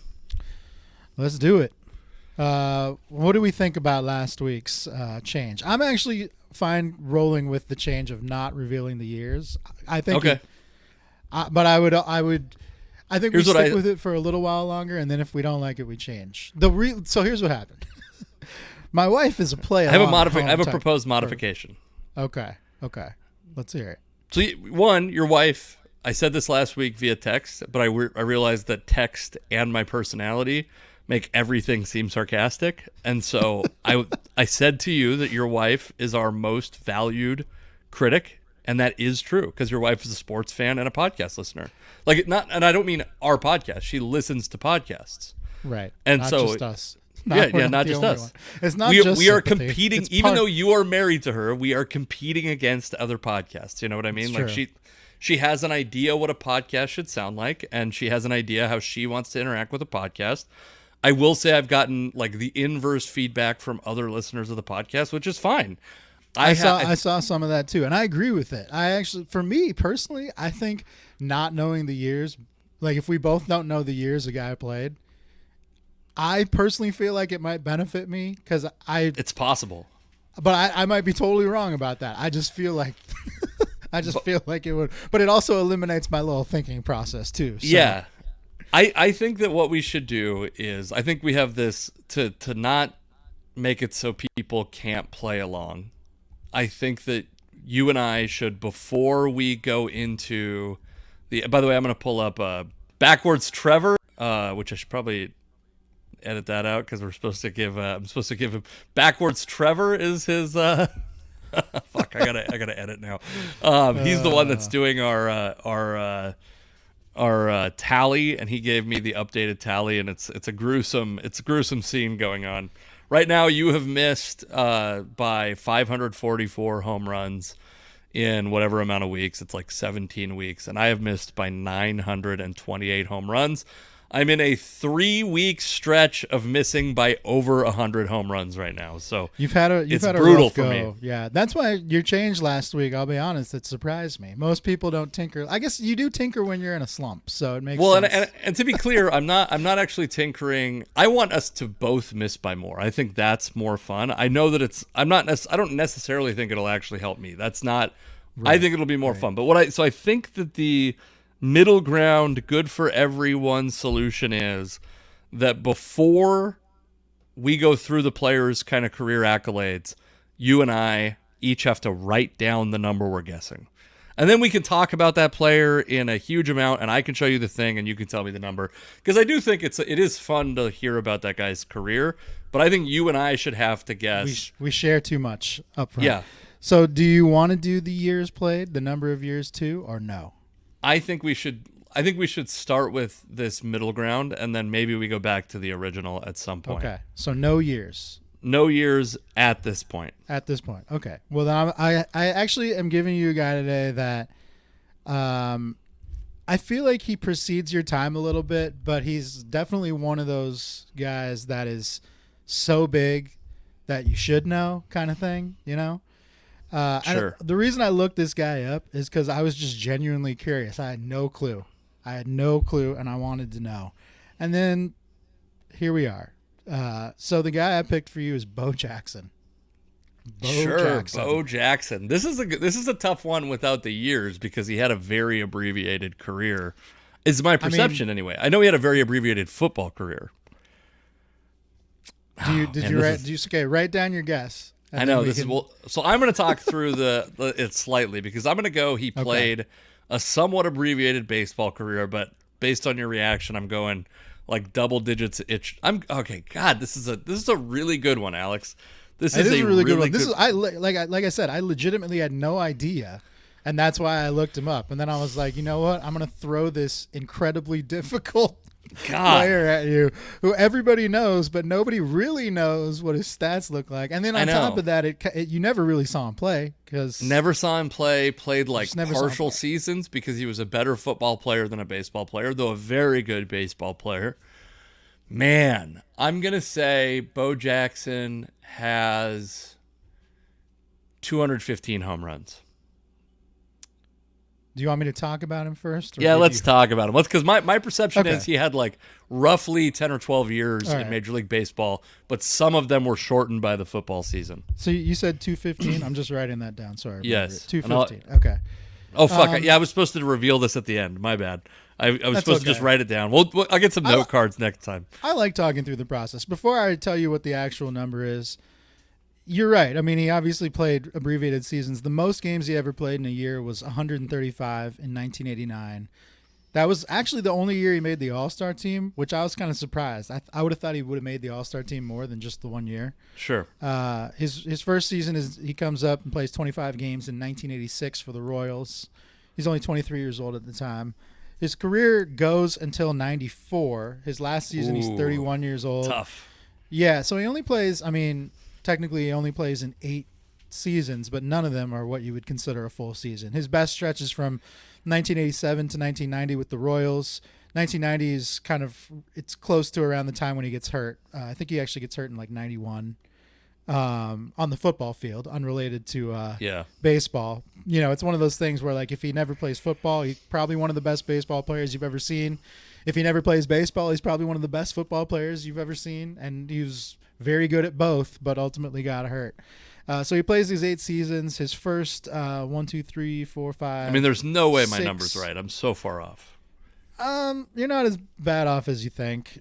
His first 6 seasons are pretty good in Kansas City, and then he kind of goes on the little odyssey. He goes to Chicago with the White Sox. Then he gets hurt, so his career in Chicago is kind of split up pre-injury, post-injury. And then his last year, he's just trying to like stick around a little bit longer. He's done with football at this point, so now he's just trying to stick. He's with the Angels in 94. And then that's the strike shortened season. Most years he has double-digit home runs. His very first year where he only plays 25 games, he only has 2 home runs. And then in 91 when he gets hurt, he only has 3 home runs. But every other year he's double digits. So he ends up hitting pretty well. In 1989 he has a high of 32 home runs. That's the most he ever hits. But he's in the 20s for the years around that. Ultimately he ends up with 141 home runs. So you're what, 60, 74 off? That's not terrible. And considering you don't know the numbers, and like I said, I had no clue with Bo Jackson going into this. If you would have given him I was like, I just got to give him to Casey before Casey gets him to me, because it would be a bad guess for me otherwise. So yeah, I'd say you did pretty respectable on that. And like I said, neither of us really saw him play. I mean, his first season is 86. You're barely born. I'm 2 years turning 2, so he might have made his debut. Let's see when his debut was, because it's possible that his debut was actually before I was born. It's possible. Let's see. Bo Jackson first. I can tell you right here. Game. All right. His major league debut is September 2nd, 1986. Okay, I was barely born. Yeah, that makes sense. He would be a September call-up. That makes some sense. Yeah, that's a rough one. I'm glad that we got to talk about Bo Jackson, because he's also like legendarily unstoppable in Tecmo Super Bowl. Yeah. And it was like, just a tremendous football player. and a guy who, like, he's also the cautionary tale. He's like both the reason you think these guys should be allowed to play two sports and the reason they shouldn't, because he was able to be excellent at both when he was doing both. Bo is one of those guys that I feel like, you know, in the mid 90s when I was really into baseball and even into football to some degree, like no one really thought of Bo Jackson as being that incredible. Like once he got hurt, because his numbers they weren't incredible numbers for the most part, but his talent, like he's the type of dude that would thrive today, because today is all about like the highlight packages and the snippets of what you've done. And you can build your entire career reputation off just like little glimpses into how amazing you can be, right? Without actually having the stats to back it up. And Bo was like that original guy. It's like only 20 or 30 years later, when the internet comes along and YouTube videos become popular, do we really start to appreciate Bo Jackson, because we can go back and like see the footage of the things that he did and how incredible it was. Like some of the stuff he did was just insanely athletic. Like you've never seen another human being do it, and he did it. But at the same time, 1989, his best season, the year he makes the All-Star team, the year he hits 32 home runs and has 105 RBIs, he also leads the major leagues in strikeouts. So it's like, you kind of like, clearly there's some flaws here in the type of player that he was. Like just from a pure baseball standpoint, he wasn't the perfect player, but some of the things that he did as an athlete were just so remarkable that anyone would have taken this guy on their team.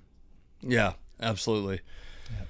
All right, my guy for you is I believe. Well, actually, I guess we're not giving any accolades. My guy for you is Jeff Kent. Jeff Kent, yes. It's funny because I actually thought at some point while I was about to look for a guy, that guy crossed my mind as someone for you too, because he's an interesting one. I definitely have his rookie card, and I know what year it's from, and that gives me some idea on the length of time that he played. It's from 1992. So 1992. He's a rookie for the Blue Jays. He has a slow start to his career. His career doesn't really take off until he gets to San Francisco, and he's in that lineup with Bonds, and they famously hate each other, but somehow they manage to still put together a great team every year. I guess Dusty Baker is who was it? Was it Dusty or was it Bruce Bochy that was managing? Was it Bochy? Maybe I think it might be Bochy. That's a good question. I think it's Bochy. I think I had Dusty wrong. No, maybe by the end it's Dusty. Either way, whoever's managing that team should get a lot of credit, because Jeff Kent and Barry Bonds just hate each other, and yet they're still the two most productive players on this team and two of the most productive in the league. Kent, second baseman. Second basemen are never really known as big home run guys, but Kent always seemed like he had pretty good pop in his bat. I can't remember exactly when he stopped playing, but I want to say it's like mid 2000s. So he probably ends up having, I might be a little under. It might be like 2010 or something, 2012. But I would say he probably has somewhere around like a 15-year career. And like I said, he gets off to a slow start, but I think when he's really rolling, I want to say he's like a 30 home run guy. So maybe he averages about like 20 a year for 15 years. That would put him like right around 300. Man, I can't remember if he tapers off at the end or not. I feel like he did a little bit, but it was not a very... Some of those guys have a real slow burn where like they take like 4 years of shit before they finally retire, and I don't feel like he was one of those guys. So I'm going to say 312. Okay. This is the process once again has led us to a place that you're doing some math in your head that's not showing up in the process. Yeah. Jeff Kent is a guy who missed the Hall of Fame because of, I think, his proximity to / probably participation in the Bay Area lab cooperative, the steroids era, his proximity to Barry Bonds, the suspicious circumstances under which he becomes like one of the league's elite power hitters at different points, especially as a second baseman. He wins an MVP award in the year 2000. I'm not sure. I guess I could very quickly click across and see who was coaching those. Dusty Baker was coaching that year at least. I don't know when Bochy took over or how much of their time of the overlap of Kent and Bonds Bochy is responsible for. One of the, he's gets MVP votes in I think 7 different seasons, 3-time All-Star, several times Silver Slugger, 4-time Silver Slugger, it looks like, was, and you're right, by the way, starts in 92, and I did not realize the journey his career took, because he had 2 20-plus home run seasons with the Mets, which I didn't even know he played for the Mets, in 1993 and 95. I forgot that he goes to the Mets pretty quickly. He starts out with the Blue Jays. I assume he gets traded to the Mets or something. Yeah, I think but he doesn't right. really he doesn't really take off. He doesn't come into like the public consciousness until he's a Giant, really. Well, and he has that thing where he hits 20 home runs in the mid 90s, which is, as a second baseman in the mid 90s, that was pretty remarkable. But historically, we look back and that doesn't look that impressive because we've had these power hitting second basemen since then. Yeah, 20 plus home run, 20 to 30 home runs in the 90s was nothing. It was a blip on the radar. Right. And so then 96, he's playing for the Mets and the Cleveland, soon to be known as Guardians. And then he ends up in San Francisco in 97. And in his years in San Francisco, 29 home runs, 31 home runs, 23 home runs, 33 home runs, and 41 doubles in his MVP season. And then 22 home runs, 37 home runs. Ends up playing in Houston and with the Dodgers. You're right, no big taper off. And Jeff Kent ends his career with 377 home runs, which is that's a bad miss for you. For me, that's like putting it about 3 feet from the pin, I don't feel too bad about that. What was that, like 55 off or something? Something like that. I think you're still the rate of change has slowed, but you're still making a signature. So 17 seasons, by the way. I'm sorry to the folks that I was right there. No, I figured he was about 15 to 20, but I kind of forgot about those. I definitely now remember him playing in Houston and the Dodgers, but you kind of forget those years. You always forget those years for a guy who's so synonymous with one team. Yeah, I was actually there was a part of me that because I didn't realize that he had the Toronto years or the Mets years or the brief Cleveland stretch. I thought that he played his entire career in San Francisco before he went to, and I actually only remember the Dodgers years. For some reason, I've blocked out the Houston years. And I don't even think that's because, he's also a National League player at a time when we weren't seeing a lot of National League baseball in Seattle. And certainly not a lot of Houston Astros games in comparison to now. That definitely makes it tougher.